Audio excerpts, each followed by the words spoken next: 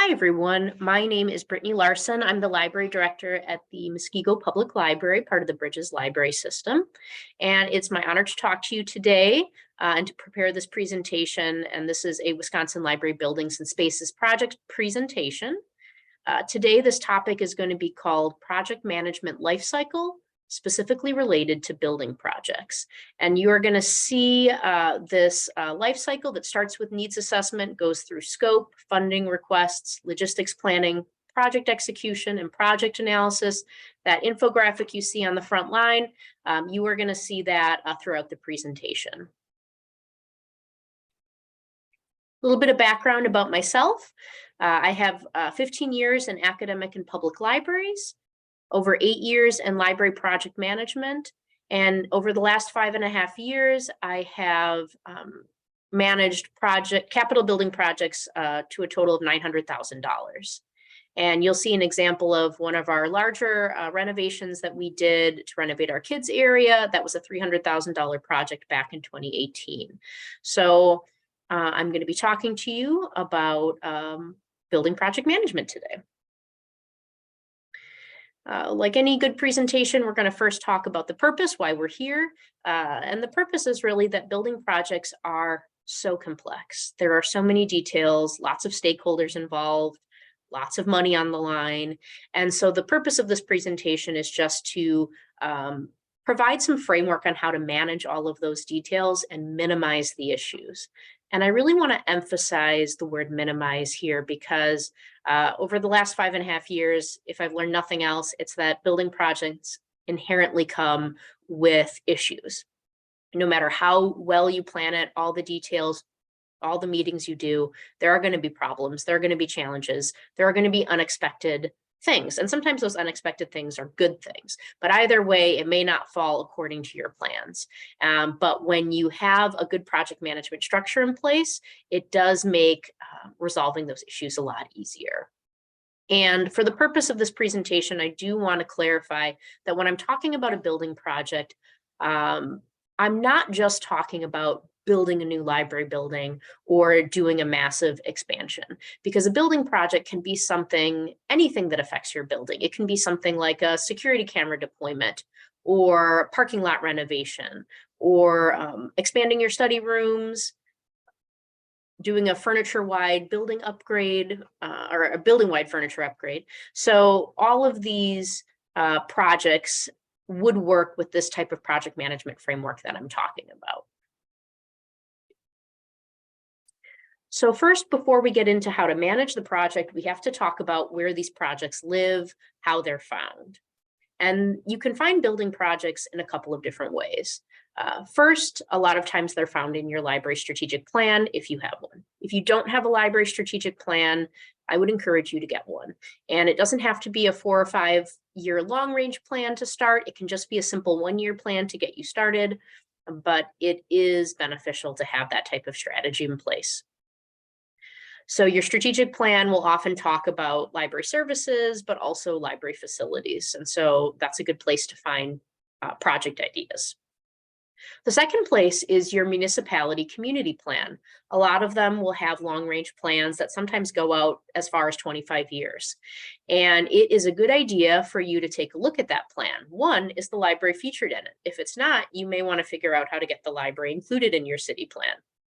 But at minimum, you can review that plan and figure out what are the city's goals. Chances are they have talked to citizens, they have done their own data and statistical analysis, looked at demographics. And so you can find good information there and then take a look and see where you align with the city's plan. And where that intersection exists, there might be a project. Third, your library mission, vision, and value statements. Whenever you're considering a project, you want to think back to your mission, vision, and values, but also it's good to review your mission every now and then and think, where are we not meeting our mission? And what types of projects do we need to do to possibly accomplish that?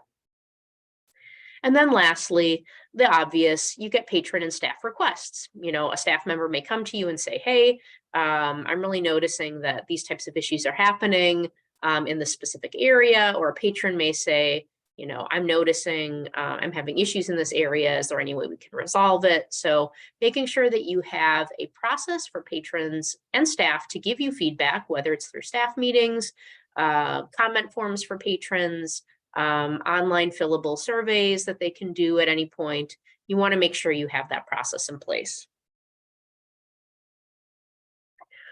So you're coming up with project ideas for your building, and then you have to ask yourself a very, very, very important question before you start managing that project. Or maybe this is the pre-step of building project management, and that is, does this building project even need to happen? And I think it can be really easy to get excited about projects, and we often have good intentions, but we really need to do sort of a gut check there and ask ourselves, does this project need to happen? Because there can be a great idea that's out there, but it may not be feasible. And before you spend too much time and resources into developing this project, you don't want to get to a point and realize, oh, I didn't realize that structurally we're not able to do this project, but I've already spent this many hours planning and I already bought this much project material. You really don't want to get to that point. Great ideas could be great. And in our librarian heads, they may seem fantastic, but the community just may end up not wanting it. They're not interested. So you really want to check that out before you get too far. Timing may also be a factor. It may be a great idea. It may be something the community wants. It may even be feasible, but if the timing's just not right due to staffing or operational expenses or how your building is currently set up or other factors that are going on in the community, you may need to wait. And lastly, and this can sometimes be the hardest one, a great idea doesn't mean the library is necessarily the one to do it.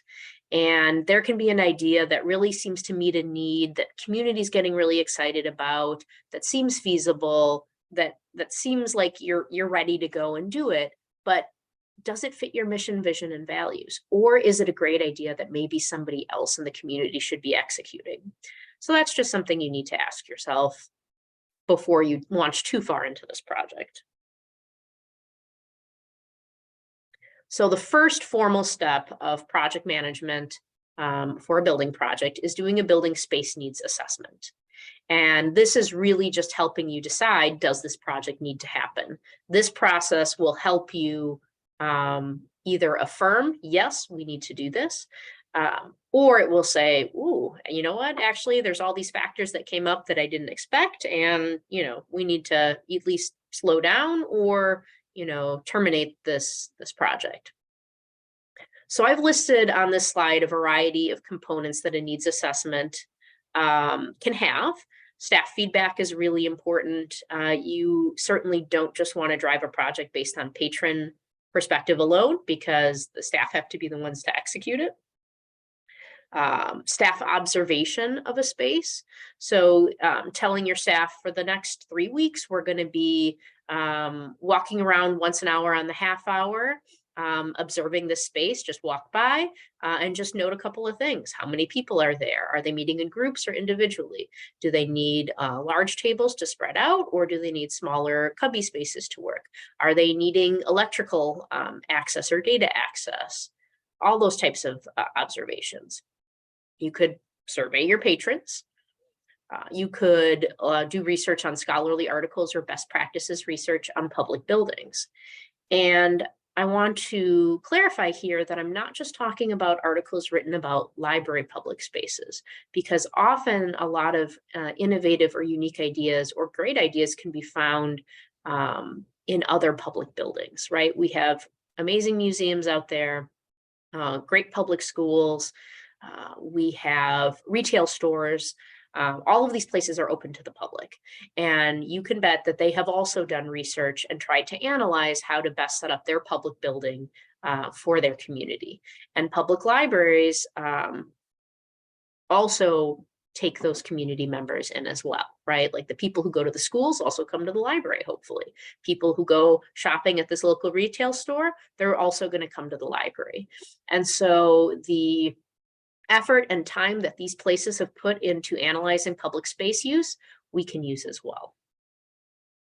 Building usage statistics are always a friend of ours and can really help guide us towards whether or not we need to do this project to this particular part of the building. Library photos of the space are huge. If your building is leaking, that's unfortunate. And the first thing you should do is try to resolve that to minimize damage and safety issues. The very next thing you should do is start taking photos of that, because that documentation can help showcase the extent of the need. When you're analyzing this project, you should think, how does this connect to our mission and strategic plan? If you can't find a reason, that is a problem and something you need to think more about.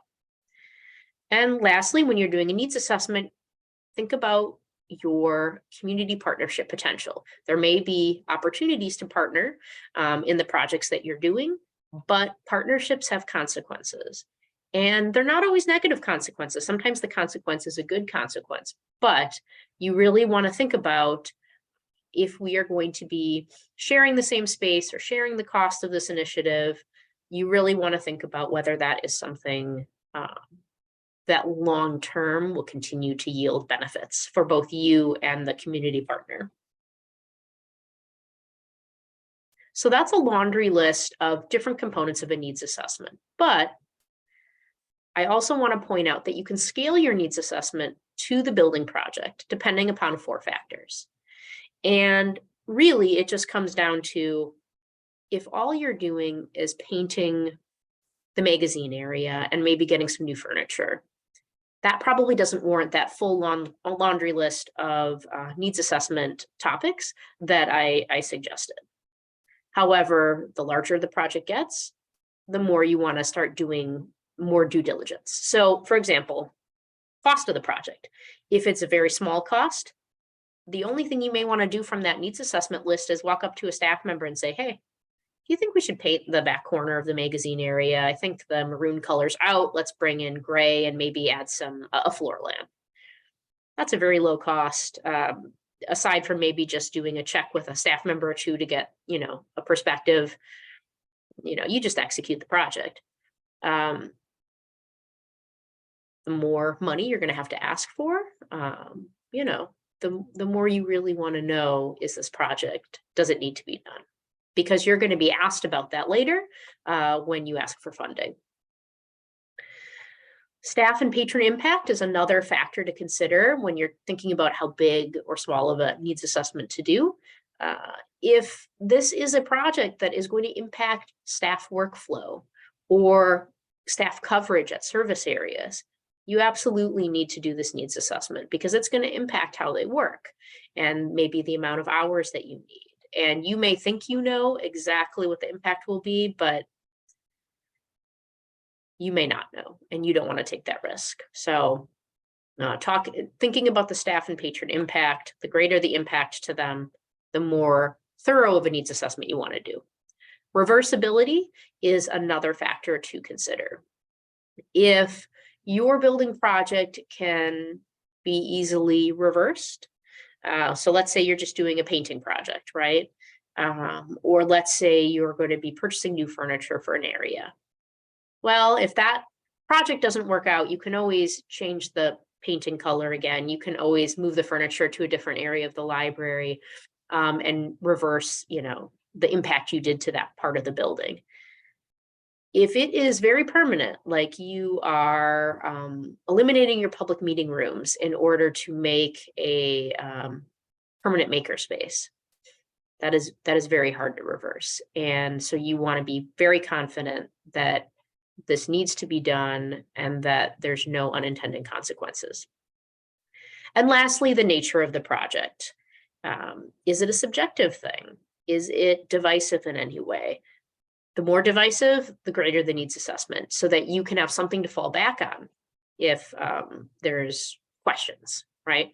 And a divisive, I'll just use the example that I just gave, right? If you're proposing eliminating the public meeting rooms and repurposing it for something else, staff offices, storage, whatever it is, if you have hundreds and hundreds and hundreds of meetings that take place in those rooms every year, like we do, that would be a pretty divisive decision.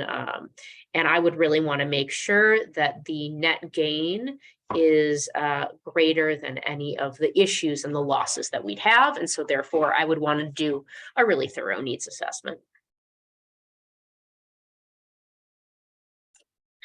And ultimately, the value of the needs assessment is threefold.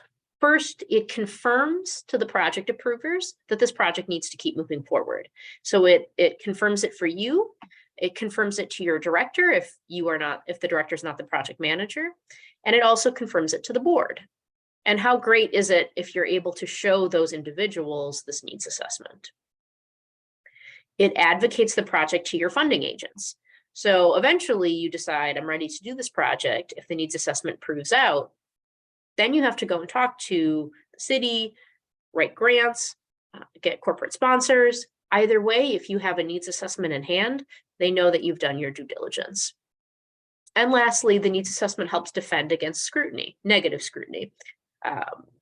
Members of the public, maybe they're not really happy about a certain part of this project. What if it gets to the press or social media? What if funding agents come back and go, wait a minute, this project, it doesn't make sense now. Sometimes people can have short memories on that type of thing. To be able to pull out this document, this very professional document, and say, this is the work that was done, it can really go a long way towards stabilizing your project and making sure that it has confidence. So for each part of this project management life cycle, I have at least one case study built in. So for the needs assessment portion, the case study is our young adult area redesign that we did. This front page that you see, this image, is the sample of the front page of our needs assessment. And I know the text can be a little hard to read. It wasn't necessarily my intent for you to be able to read the text, but just to get a general sense of like the type of document that I'm talking about. And so this needs assessment it's an infographic, so it has data and photos that can be very effective when you're trying to talk to people about a project that maybe they're not really that connected to. If they're especially like new funding agents, you really want to sell it, and infographics are really positive ways of doing that. You want to have a brief summary of the need. That's your elevator speech. You always want to be able to talk about your project when you're going to talk to people who are going to be giving you money. You want at least a 2 to 3 sentence summary. And because sometimes that may be all that you get. You may only have a couple of minutes to talk to someone, and you want to be able to catch them in that moment. You want the needs assessment to show the impact of the project. So not just the need of it, but then what is the impact moving forward? Like what will pay dividends on this project? Ultimately, you want to have a needs assessment that is so powerful, especially for these larger projects, that it makes it really hard for people to say no to you, for them to look at this and go, but wait, why does this need to be done? How is this of value? Why should we put our money towards this? Make it difficult for them to say no, and make it odd. Like if they say no, everyone else in the room goes, but look at all of that data, look at all of that reasoning, look at all of that work. How can you not say yes? So you want it to be a powerful tool. And credit for this infographic, I did not design it. Amanda Highland of the Muskego Public Library did. So all credit for this design goes to her. The inside of the needs assessment just shows a little bit more. It's going to tick off some of those items off that needs assessment list that I talked about. So you're going to see showcasing the need, and number 2, the problems with the current young adult area. So it's showing the need for the project. Number 3 and 4 is showing statistics. Number 6 is showing best practice research that we did with articles. So, and then number 7 is also that impact, like what will this project do? It's going to create lifelong library users. So all of this was put together in a package. When I first went to ask my municipality for funding, I didn't have this document. We didn't do a needs assessment, and we were told no. And I didn't have a very good answer for them as to why. I said, well, trust me, we need it. And trust me is not a great answer. So we went back, we did a needs assessment, we did all of those things that I mentioned, that original list, went back, and I think it was a year and a half later, asked for more money than I originally asked for, because I was so confident that this needs assessment created exactly what we needed, which was a powerful tool to show the need of it. And the project was approved with more money again than was denied us the last time. So it really was a positive experience to do this needs assessment, and it really secured us that funding. The next step in the project management lifecycle for building projects is the scope. And it is really important to establish scope early on in your project to avoid scope creep. And scope creep is just when you start off saying, hey, we're going to renovate the library's bathrooms. And then all of a sudden it's, oh, and we also want to, do the library kitchen as well, because the kitchen's attached to, it has a shared wall with the bathroom. And while we're at it, let's do all the water fountains. And, and it just keeps adding on and on. And that is problematic from a budget perspective, from a time perspective, in a lot of ways. So for building projects, defining that scope early in the project is important. And you need it to be able to figure out how much money you need to ask for. At the time of your scope, we're talking broad parameters only of the project, okay? This is not the time to think, okay, and I want the walls to be painted yellow, and I want this type of patterned carpet, and I think this is the type of furniture we should have. Those are details spent at a different stage. But you want to figure out a couple of things. Who's involved in this project to help you frame out the scope? Because I could sit in a room and decide, I know what it takes to do a drive up book drop. I'm just going to cut a little slot in the building right here. But actually, you probably want to talk to maintenance. You want to talk to your circ supervisor. You want to talk to an engineer. There's lots of other people involved. And so first you have to ask yourself, am I the best person to establish the scope, or do I need to have other people in the room to help me with that? Also, for defining scope, it's the what of it. Like, what do you need to execute the project? What is the project? Is it just the children's area? Is the children's area and the teen area? You need to figure that out early on. And then really think about these hidden costs as well. It can be really easy to look at a project and go, yeah, I want to renovate the children's area. I want paint, I want carpet, and I want new flooring in the storytime room. And all of that sounds well and good, but then you have contractor costs, and also the dumpster costs money. And what if you need overtime hours, or to pay the contractor overtime hours so they can work not during library hours? What if there's permits that need to be pulled? What if you're renovating the kids area and then realize you have to move the electrical because your plan involves different computer configurations? So you don't want to decide those things midway through the project, because then all of a sudden you have what we call change orders, which often cost money because you're changing the plans. And it wasn't part of your original funding anyway. So as best you can craft out the shape of this project, what area are we doing? What do we want to, what are the goals within this area? Talk to your experts in the room, and then you go and you get those quotes. You get estimates, you talk to businesses, and you say, this is the list of what I want to do. This is the scope of the project. What is an estimate of what it will cost?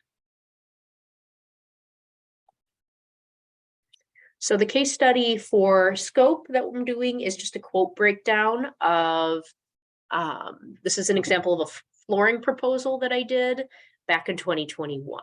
And there's 4 things that you want to think about that are related to scope that all should be included in your proposal.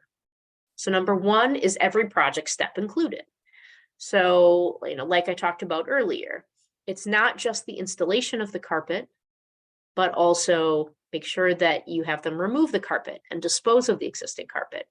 Otherwise, you're going to be having to figure that out on your own. You're paying for the product, you're paying for the install. In here it said work to be done during regular hours. Great. Do you not want the smell of carpet glue and the noise of the carpet being pulled up during regular hours? Then you better ask them, what is it going to cost to do after hours? Are they moving the furniture or are you moving the furniture? Notice here under the proposal, it says the owner's going to disconnect the data cables and electrical. Do you know how to do that? If you don't, you're going to have to get an electrician there or talk to your maintenance and make sure that they are on board and able to do what is being expected. So all of those steps need to be included, and it can be easy to miss something. I'll just give you a perfect example. When I was doing our reference desk renovation, I thought I'd figured everything out. Carpet install, design of the new desk. I was very proudly standing there one day, and one of my staff members walked by and said, "What are you going to do with the old desk?" And I went, "Excuse me?" Because I had been so focused on developing the new desk that I forgot that I had this huge, massive desk that I needed someone to demo, remove, and dispose of. And I hadn't factored that into my costs. I didn't know who was going to do that. And I had to really scramble. So it really is worth it to like walk yourself through the entire project as you're developing the scope to think about, have I considered all the parts of this project? Number two, what are the exclusions? You want to know what they're not willing to do.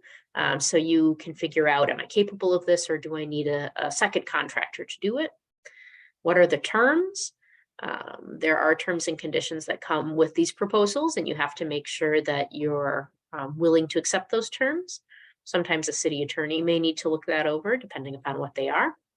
And then when does the proposal expire, right? They give you a proposal based on the scope that you've defined for them, but it only lasts for a certain amount of time. And you really want to make sure that you are ready to go forward, or recognize that, especially with building projects, those costs can skyrocket from the time that you put the proposal in and then the time that you actually do the project, especially if the proposal expires. So you may want to consider, when you're asking for money for your building project, to build in inflation. Okay, so what you want to think about as you're moving through this project, right? You're doing the needs assessment, you're defining the scope. As a reminder, building projects are expensive. How will you build trust in the project? Right? You need to be able to do that. That's your responsibility as the project manager, not to just execute the project, but to get the project funded, which means that there has to be confidence that the project needs to be done with the needs assessment, and also confident that you know about the project, that you're confident enough to be able to talk about it to other people, specifically your funding agents. And so the third step of the project management lifecycle for building projects is getting those funding requests secured. You want to be prepared to answer any question about your library when asking for capital funds. And I do mean any. You may think, okay, I'm ready to talk about the project as it relates to study room expansions, but they may ask you other questions because it may be a more general conversation of the viability of the library, the funding of the library, the future of the library. And you want to be able to answer all those questions, because confidence in the library equals confidence in the project. When I go and speak to funding agents, I typically have a 3-folder system with me. And that's so that at any given point, I can very quickly reach for the data that I need. And it doesn't look like I'm fumbling or confused or dropping things. Obviously, you can pick whatever color folder you want. I just did green, yellow, red. So one folder, my green folder, is my project folder. That is where I'm going to keep everything related very specifically to the project. Quotes, my needs assessment, any photos I've taken about the current area, or future renderings that I'm going to do. Anything related specifically to the project in one folder. Next is my yellow folder. That's general library statistics, right? So if they start saying things like, oh, you want to build new study rooms in the library. Do people even come into the library now? I thought everything was virtual. Well, then I want to pull out actually, we had this many people come through the library last year, so study rooms would be helpful. Or we had this many exams that we proctored. So these sort of tangential statistics that they may be at a higher level asking should we be funding the library in this instance because are people using the library? You want to be able to speak to that, most certainly. Lastly, the red folder is a folder I hope to never have to use, but I always want to be prepared. And that's answering the very specific, why should we fund the library at all, right? And that's the question we hope never to get. In this folder, I tend to have positive comment cards from patrons. I'm going to have positive impact stories from staff, these really important moments when we've supported the community in different ways. A much more impactful thing than just a statistic. So the library stories, basically.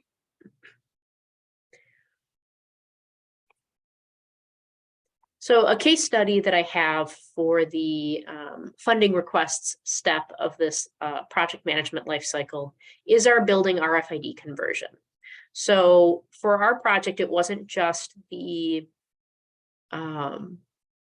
tagging of the collection, but it was the installation of our security gates as well. So it did impact the building and our workflow as well. So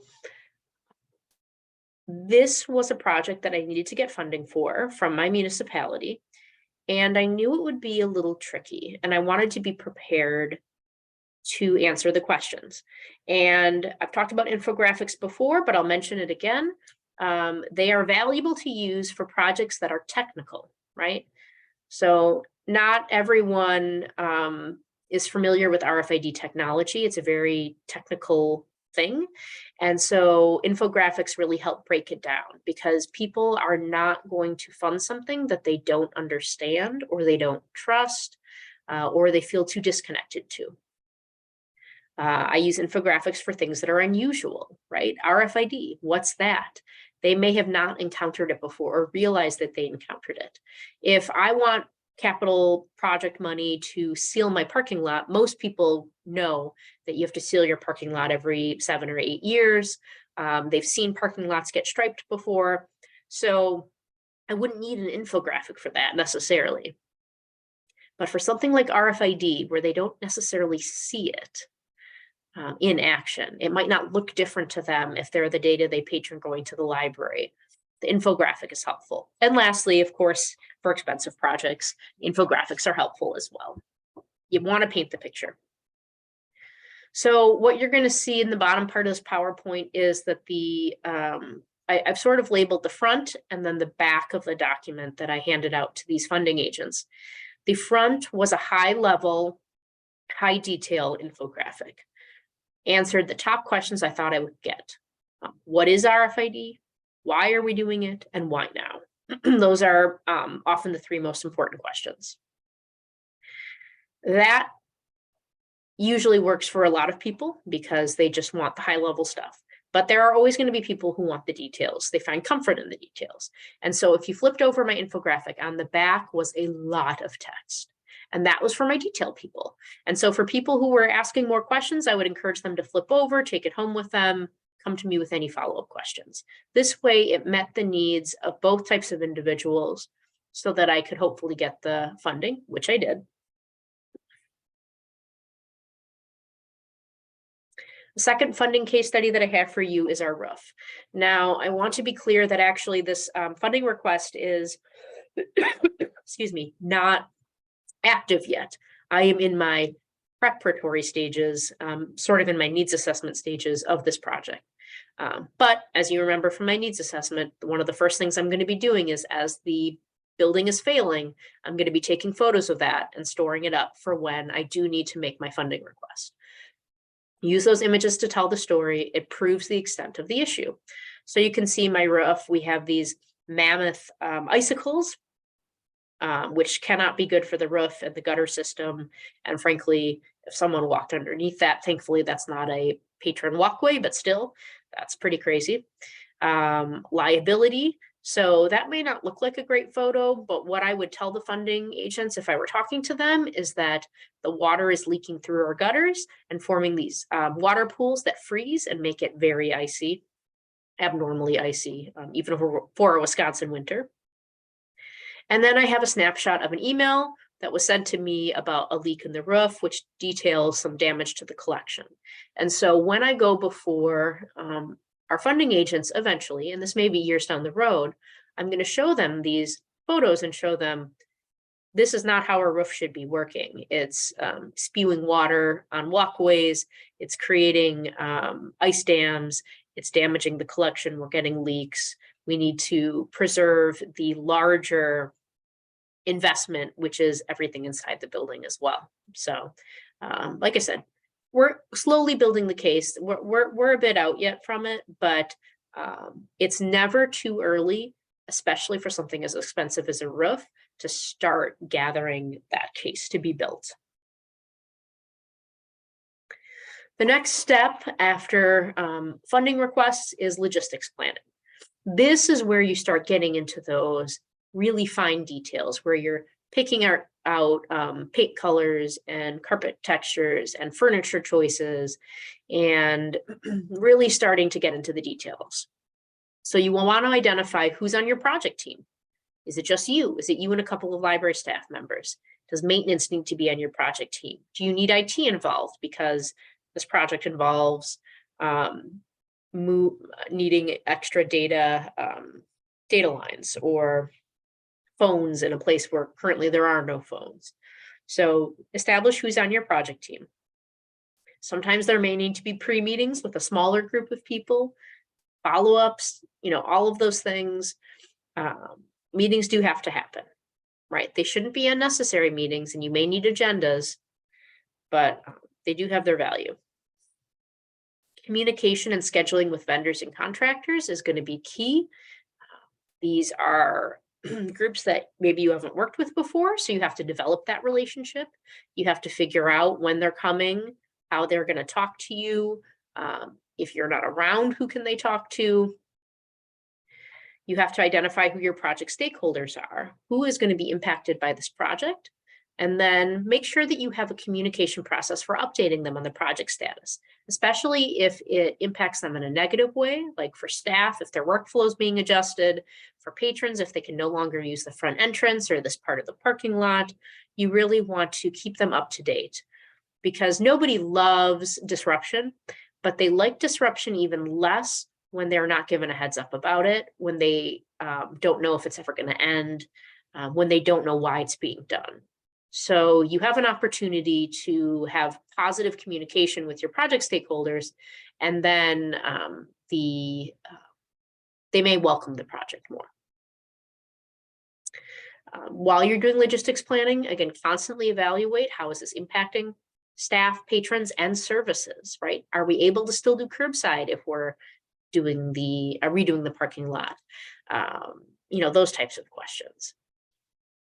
It's important to create instructions and process documents. If you're changing workflows, if patrons have a new way to access a certain service as a result, you really want to create that documentation in advance so that when the project starts, staff already know how to guide patrons. Patrons already know what's happening.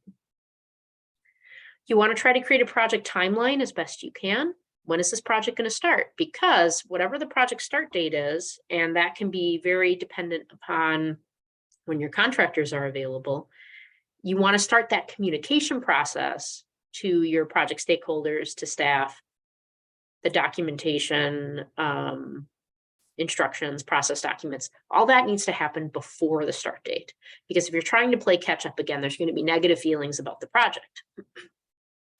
Lastly, you don't want the project start date to happen and you don't have the materials you need, right? So you need to order the carpet well in advance of the project start date. Maybe you need certain extension cords or more Ethernet cable because you're going to be moving your circulation desk and you need to run new cable. You don't want the IT people to come and the vendors to come and you don't have the materials you need. So making sure that any type of materials and supplies that are needed for this project, for the communication of the project, make sure you have that before that start date. One of the ways that I try to keep track of all those details is a project tracker. For me, it's something as simple as Excel. excuse me, but it can really be any type of organizational method that you choose. And you use it to track your project budget, the project timeline, how you're communicating with stakeholders, what do the projects need, any questions that have come up related to the project. It's helpful to have all this in one place. That way, especially if you have multiple projects running at once, at any given point, if you're busy, you're doing other things, chances are your job in this library is not just managing this one project.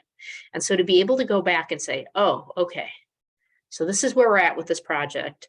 And I forgot I need to follow up with this person. And oh, looks like we're getting close to the end of this timeline and we're not done. So I need to send out communication to my stakeholders that the project is being extended, that the workflow alterations are being extended, and so on.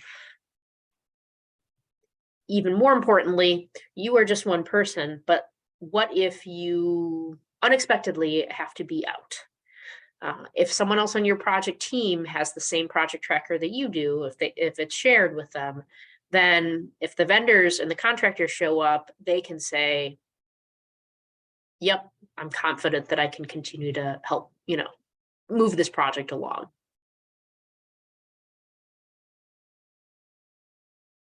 So the case study for logistics planning is my circulation desk redesign. It was frankly one of the trickiest projects I've ever done.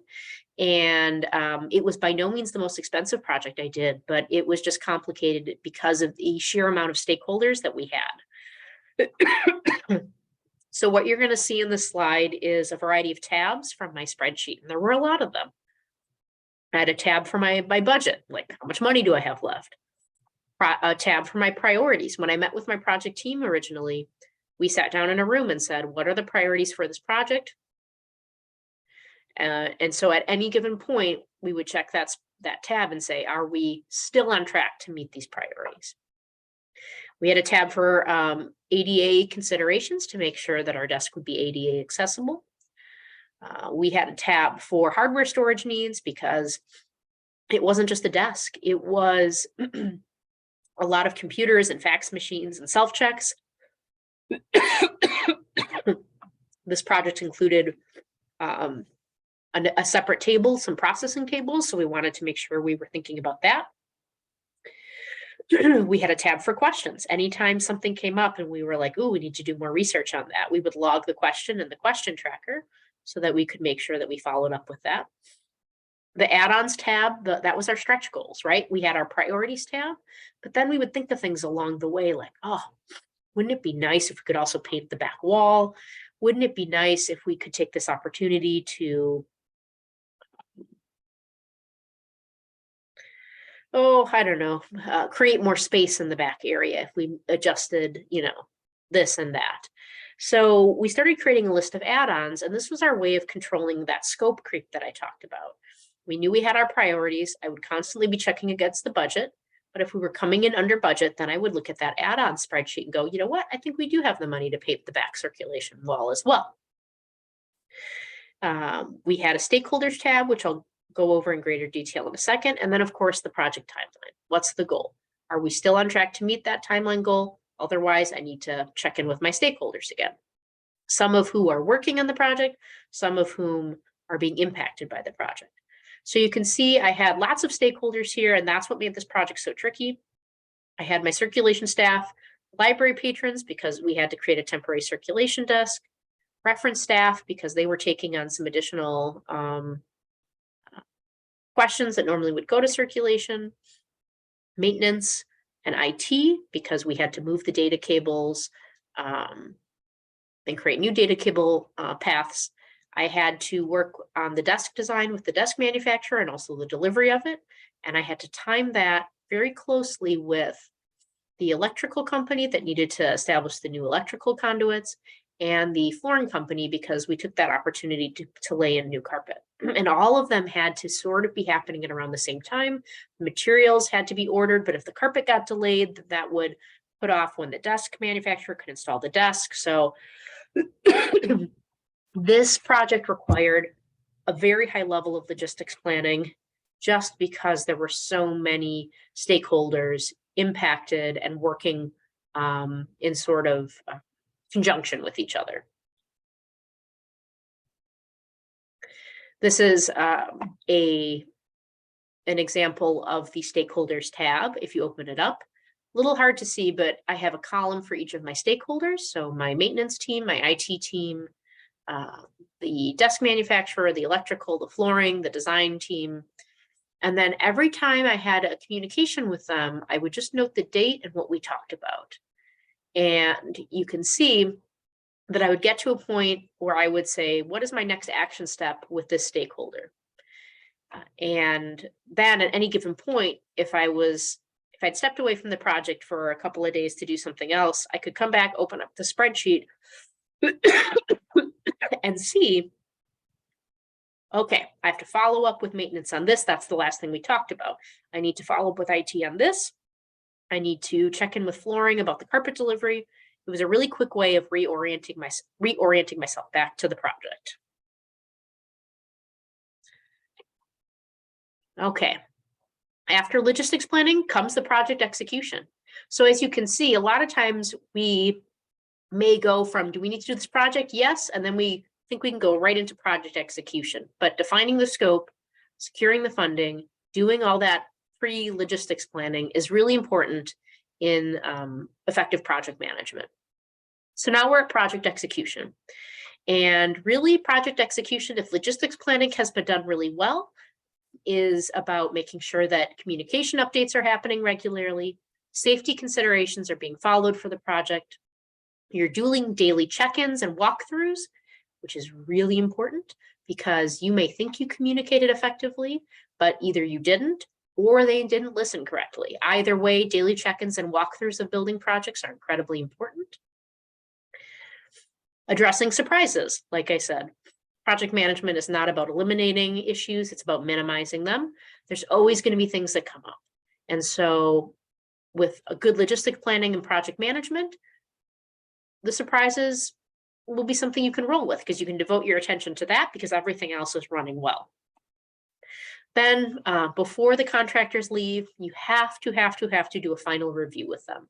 Final review, final walkthrough, look at everything, carefully scrutinize it, have another staff member walk through and do a second look, develop a punch list. It is so much easier to have contractors resolve things in that moment, or at least they get them to agree and commit to resolving it in the moment, even if they have to come back. If they leave and then 3 weeks later you say, oh, this wasn't installed right, they may say, you know what, it's been weeks, we've moved on. So make sure that you have a punch list done at that final review that they can commit to finishing for you. The project execution case study that I have for you is our carpet installation. We carpeted our entire building over the course of 3 different projects. It's a 40,000 square foot building. The largest part involved having to lift up all the shelving and carpet underneath it. And that was a project that had high impact to staff workflow, but also to patrons. And like I said, surprises are inevitable. And so my goal in those moments of surprises were to communicate any changes as soon as I knew them, keep a positive tone. Now, that doesn't mean you have to be grinning ear to ear like a crazy person, but your job as the project manager is to keep momentum going and to make sure the things that get done to the end of the project. So to that extent, you do have to be the champion for the project and make sure that people don't start to view the project as something that's, you know, a negative. It's just a temporary glitch. You don't want to get stuck on the problem yourself. Your focus should be building solutions. You can see some screenshots. Some of the surprises that I had during the carpet install. One was that the library really started smelling like glue. The reason why this was a surprise was not because I was surprised that they needed glue to do the carpet or that glue smells.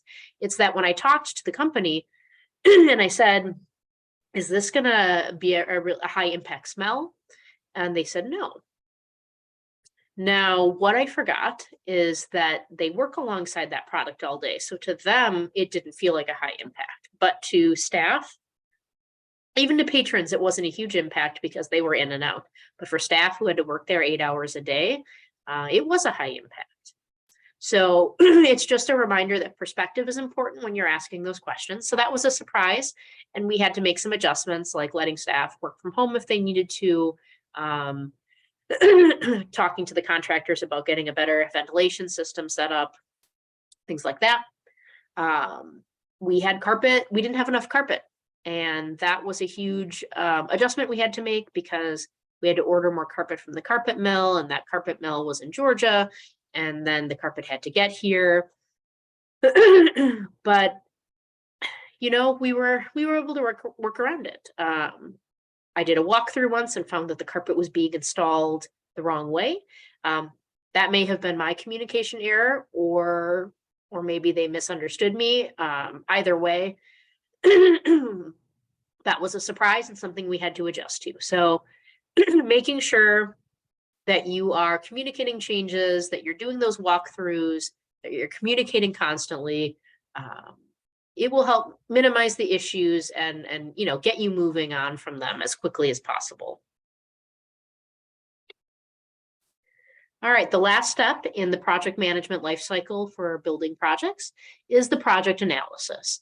Admittedly, this is the step that I most often skip just because I'm dashing off to the next thing. And I really shouldn't skip it because there's high value to it if you can make the time. You want to talk with staff and patrons after the project's complete. Figure out, how's it going? You know, did it work? You want to store project documentation for future reference. The types of paint colors you choose, the style of carpet that you choose, the instructions for how to clean the glass mural that you bought and installed in your library. You want all of that in a project folder. That way down the road, if there are questions like, oh my goodness, somebody spilled all this stuff on the carpet, we need to purchase some new carpet tile, you know what carpet it is. Or you want to replicate that paint somewhere else, you know what kind of paint it is. So make sure that you have that project documentation stored in a folder somewhere, and then really evaluate the change. Did it create the solution that you wanted? Did it meet the priorities of the project? Were there unintended consequences? That can happen. And has this project created a new project? That can happen, and sometimes that's exciting. It means that you have now found something new and another idea for improvement. Or it can be, oh, I've created a new problem by fixing a different problem. So the case study I have for project analysis is our building furniture purchasing project. We purchased over the course of several years, almost purchased, I would probably say 80% new furniture for the whole building. And after we did that, I did analysis of the project. I spoke with patrons, staff, and the project team, and they gave me some good feedback. First of all, they would have wanted me to respond faster to the removal of the old furniture. I didn't have a plan for that because in the logistics planning stage, all I thought about was what furniture do I want? What new furniture do I want? Exciting, shiny, new. And I didn't think about what to do with the old furniture. So for a while, the building felt really cluttered. Everything was in the way. We couldn't set things up the way we wanted to. The other part of it was just starting the project timeline sooner. I can't remember exactly what happened there, but I think it ran into probably summer reading, which was not ideal. So I got that feedback, and that's helpful for the future execution of projects. But then a new project developed because of this. We have all this new furniture. What do we do with the old furniture? And we decided it would be the best benefit to the city and to the library to try to sell the old library property and get revenue for it. But that was a huge project, a huge staff undertaking. I'm glad we did it, but it was not something I had planned on doing at the start of that furniture purchasing project. And lastly, the unintended consequence of this project, we purchased all this new furniture because our great room is a big, tall ceiling, and nobody was going there. They would go to the outer edges of the building. So we bought furniture with taller backs, with dividers to help create these cubicles, nooks, spaces where people felt they had a little bit more privacy. And it worked. They did feel like they had more privacy, and they started flocking to those spaces, which is great. But now that space is noisier in a way than it never has been because it was never used. And now the public computers that are next to that space are reporting it's noisier here than it used to be. So the success with the furniture purchasing project yielded an issue in another way. So for building projects, that's the project management lifecycle that I use. You start off with a needs assessment, define the scope, get your funding, do all that detailed logistics planning, execute the project with good communication, roll with those punches, anticipate surprises. And then after the project is done, do a project analysis so you can gather your documentation and then think about lessons learned for the next time. If you can do those steps, follow those steps, it can often make your project feel less like a burden, less like something you need to hide from, and more like an opportunity for exciting growth for your library. Thank you so much for viewing this presentation today. I just wanted to take the opportunity to thank the project sponsors listed on this page. They are the reason why this project is happening. So thank you so much. Again, my name is Brittany Larson. If you would like to contact me about anything I talked about in this presentation, my email is blarson@muskego.wi.gov. Thanks so much. Have a great day.